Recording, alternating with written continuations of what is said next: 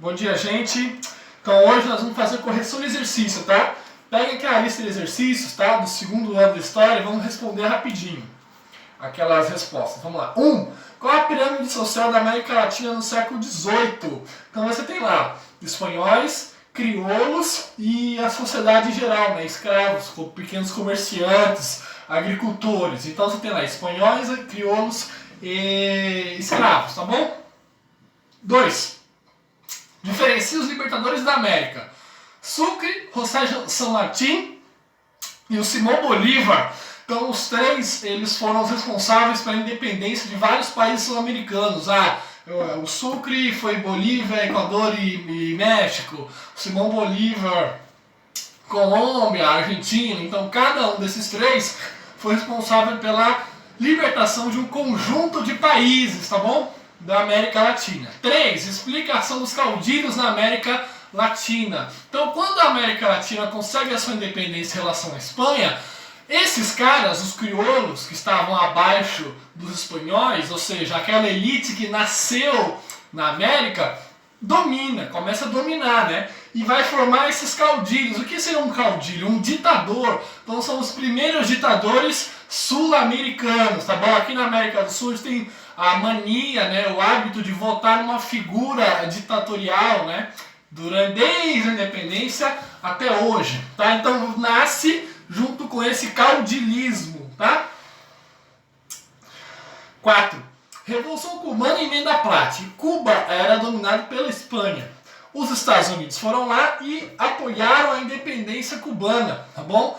Só que em troca, a Cuba deixa de ser dominada pela Espanha e passa a ser dominada pelos Estados Unidos, que é a emenda Platt que está na pergunta aí. E a Revolução Cubana é quando o Che Guevara, o Fidel Castro e o Raul Castro organizam esse movimento para tirar Cuba das mãos dos americanos. Ou seja, então a Revolução Cubana, que todo mundo conhece aí, o Fidel Castro, foi quando esses três organizaram um movimento de guerrilha para fazer a independência de Cuba em relação aos Estados Unidos, tá? 5. Explica a abertura dos portos às nações amigas. Quando a família real fugiu do Napoleão para o Brasil, um dos primeiros atos quando chegou aqui foi abrir o Brasil para as nações amigas. Que no momento quem é?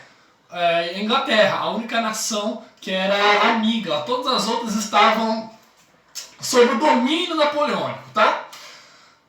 6. Quais as modificações da colônia brasileira com a chegada da família real? Ou seja, a capital do Rio de Janeiro conseguiu mais investimentos, conseguiu uma infraestrutura bem maior, todo o recurso que era do Nordeste, todos os impostos começaram a ser deslocados para a região do Rio de Janeiro, tá bom? Então foi criado o Banco do Brasil, o Jardim Botânico, reurbanização do Rio de Janeiro, para poder sediar a chegada da família real no Brasil, tá bom? Então toda uma mudança.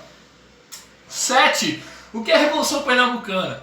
Lá quando o Nordeste começa a se revoltar contra o Sudeste. Por quê? Todos os impostos lá do Nordeste, em vez de ser aplicado lá, era jogado, era distribuído no Rio de Janeiro para dar melhores condições de vida para a família real, para a princesa, para o rei e para toda a corte que estava aqui no Brasil. Então a Revolução Pernambucana, o principal motivo é essa cobrança de impostos e esses impostos não voltarem para a região, tá?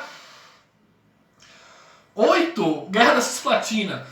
Tinha o Brasil, depois do Rio Grande do Sul tinha um outro estado chamado de Cisplatina. E esse estado foi disputado pelo Brasil e pela Argentina. No final de tudo isso, a Inglaterra intermediou esse conflito e a Cisplatina virou o Uruguai, tá bom? Então era um estado brasileiro que conseguiu a sua independência e virou o país do Uruguai.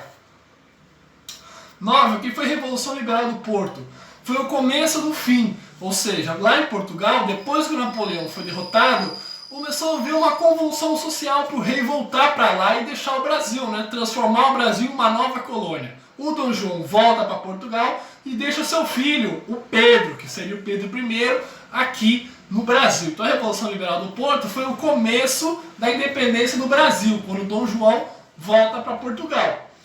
10. Dia do Fico. Foi quando Dom Pedro I não seguiu as ordens lá de Portugal e resolveu, eu vou ficar ficar no Brasil. Então foi o dia que ele resolveu ficar no Brasil. 11. Qual a interferência dos Estados Unidos na independência do Brasil? Os Estados Unidos apoiavam qualquer independência nas Américas. Por quê? Ele queria retirar os países do domínio europeu e levar para o domínio dele ali, para o domínio americano, né? Dominar as Américas. 12. Explica a Constituição de 1824 e o poder moderador. Então a Constituição de 1824 era extremamente elitista, só quem tem dinheiro, alqueires e terras poderia votar, e poder moderador é o quarto poder, tinha executivo, legislativo, judiciário e o poder moderador, que era o poder do rei acima de todos os outros. 13. Constituição da mandioca, só vota quem tem muitos alqueires, muitas fazendas, muita produção. 14. Confederação do Equador. Foi outro movimento no Nordeste buscando a independência dessa região, tá bom? Que se via menosprezada em relação à região onde estava a família real, Rio de Janeiro. 15. Qual o contexto da abdicação de Dom Pedro I? Então, houve vários conflitos entre portugueses e brasileiros, uma crise sucessória, tá bom? Lá em Portugal, e Dom Pedro fez a mesma coisa que o Dom João. Dom Pedro I foi embora para Portugal e deixou o trono no seu filho, que seria o Pedrinho, Dom Pedro II, tá? Respondi o questionário, agora eu vou responder o SAI. Então peguem aí o SAI de história, tá bom? Aquela atividade. 1. A relação do conflito entre a coroa inglesa e as 13 colônias. A Inglaterra cobrava muitos impostos das 13 colônias, por isso houve o processo de independência americano. A 2 é a A. A 3 é FV. FV. A 4 é a B. A 5 é um panfleto que fala sobre a liberdade do povo, tá bom? A 6 é a C. A 7 é a B. A 8, o Congresso de Viena, foi a reorganização da Europa após o Napoleão modificar toda a estrutura.